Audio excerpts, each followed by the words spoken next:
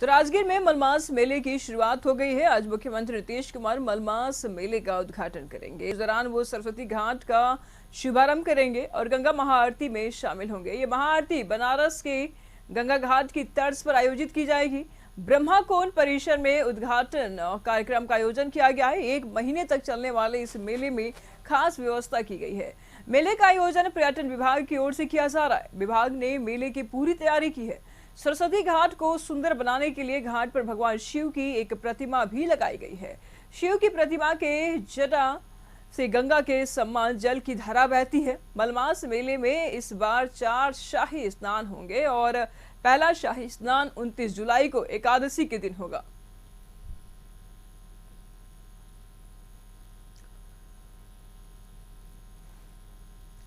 तो राजगीर में मलमास मेले की शुरुआत हो गई है और आज मुख्यमंत्री नीतीश कुमार मलमास मेले का उद्घाटन करेंगे। इस पर तमाम जानकारी के लिए संपादक अशोक मिश्र जी राजगीर से हमारे साथ जुड़ चुके हैं। अशोक जी, क्या कुछ तस्वीरें बयां करें, कितने उत्साह देखने को मिल रही है, क्योंकि मलमास मेले का आज उद्घाटन मुख्यमंत्री नीतीश कुमार करेंगे, क्या कुछ तैयारियां हैं? देखिए नीसू, राजगीर में मलमास मेले का उद्घाटन तो कल ही हो चुका था। वहाँ के संतों पंडा समाज के लोगों ने कर लिया था, लेकिन राजकीय मेले का विधिवत उद्घाटन आज मुख्यमंत्री नीतीश कुमार के कर कमलों द्वारा होगा। और यही देखिए मुख्य मंच बनाया गया है मुख्यमंत्री के लिए। यहाँ पे उप मुख्यमंत्री तेजस्वी प्रसाद यादव, बिहार के वित्त वाणिज्य कर मंत्री विजय कुमार चौधरी, जल संसाधन मंत्री संजय झा और ग्रामीण विकास मंत्री श्रवण कुमार के और भूमि सुधार एवं राजस्व मंत्री आलोक मेहता के आने की सूचना है। पहले मुख्यमंत्री का सड़क मार्ग से ही आने का कार्यक्रम था, लेकिन वो अब सड़क मार्ग के बदले हवाई मार्ग से आएंगे, इन्हें कि हेलीकॉप्टर से आएंगे और कुछ ही देर में यहाँ पे पहुँचेंगे। मुख्यमंत्री के आगमन को लेकर के तैयारी पूरी की जा चुकी है। यहाँ जो है सो जनप्रतिनिधियों का भी आगमन हो चुका है और जनप्रतिनिधि यहाँ पे आ चुके हैं। ये लोग इंतजार कर रहे हैं अपने नेता का, माननीय मुख्यमंत्री का, कि मुख्यमंत्री यहाँ पर आएंगे। सबसे पहले ब्रह्म कुंड है, उसका वो एक तरह से कहिए उद्घाटन करेंगे मास मेले का, और उसके बाद फिर सरस्वती कुंड है। सब हमारे साथ रीना यादव हैं, मुख्य सचेतक भी हैं जदयू के और MLC हैं। मुख्यमंत्री का आगमन हो रहा है यहाँ पे।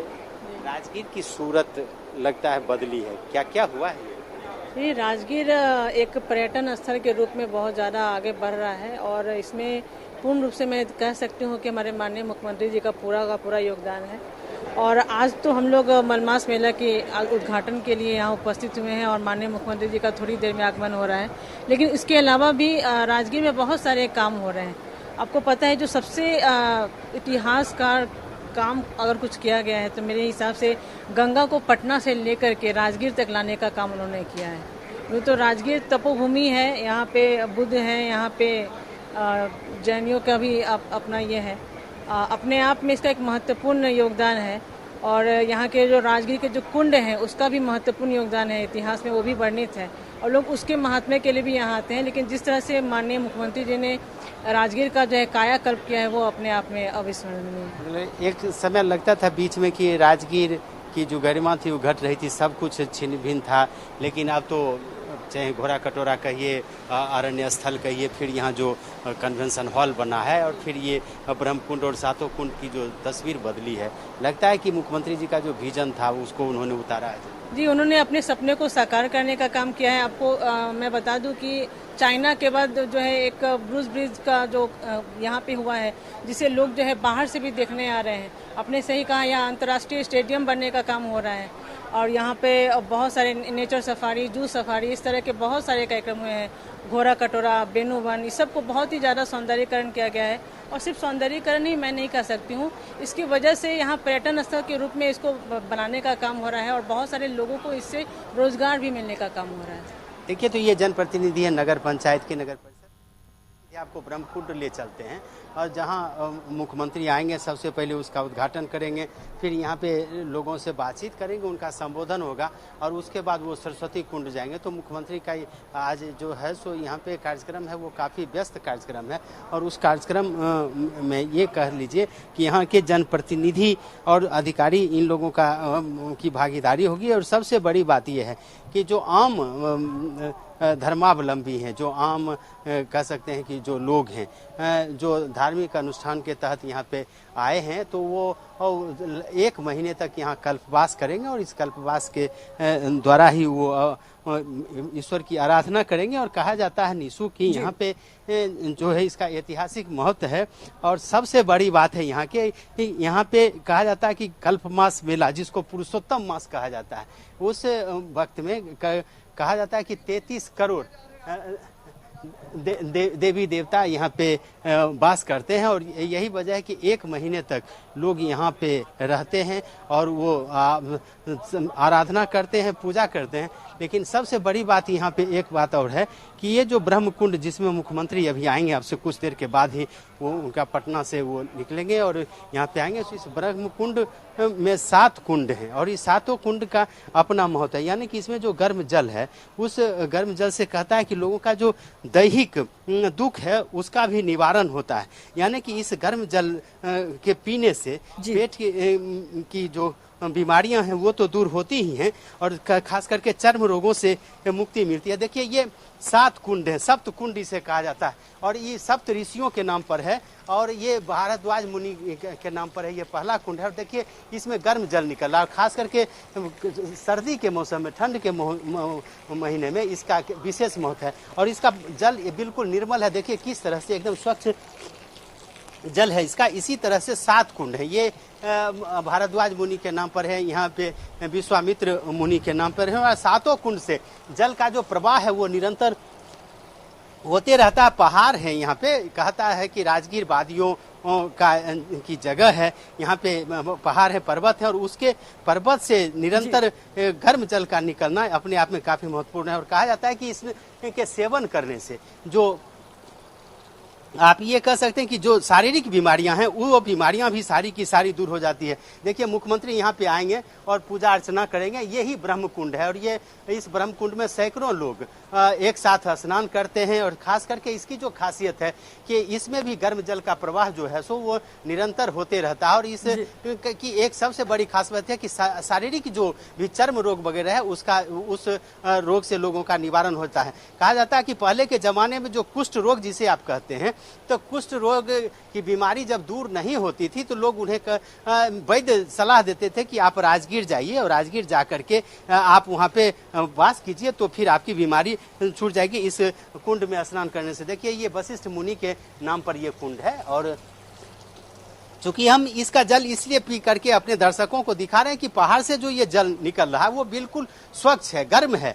और ये कहा जाता है कि इस जल में खाना भी, अगर चावल आप बनाते हैं तो इस गर्म जल में आप चावल को बांध करके रख दीजिए तो कुछ देर में ये चावल जो भी है बन जाता है। तो एक तरह से कहिए कि काफी ये महत्वपूर्ण है धार्मिक दृष्टिकोण से, शारीरिक दृष्टिकोण से, आध्यात्मिक दृष्टिकोण से इसका महत्व। और कई पुराणों में इसकी चर्चा है। फिर यहाँ पर हैं जो यहाँ के पंडा समाज के लोग हैं, हम इनसे भी बात करेंगे कि अब कुछ देर के अंदर में ही मुख्यमंत्री आएंगे।